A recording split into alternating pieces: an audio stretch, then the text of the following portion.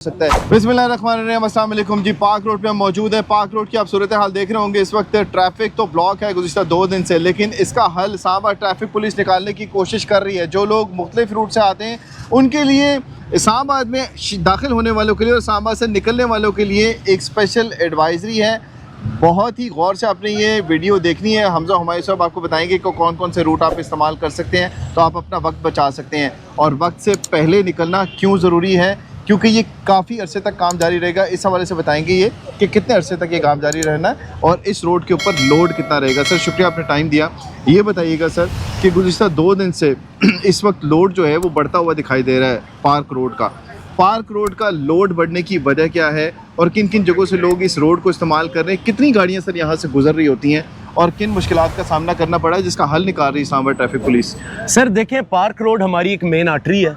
तकरीबन 4 से 5 लाख गाड़ियों का इनखला, एग्जिट और एंट्री इस रोड पे होती है। It's a main road sir, इसको हम बिल्कुल नेगेट नहीं करते। बहरहाल यहाँ जो कंस्ट्रक्शन प्रोजेक्ट चल रहा है वो रोड की ट्रैफिक की बेहतरी के लिए ही चल रहा है और अगले 3 महीने तक चलेगा।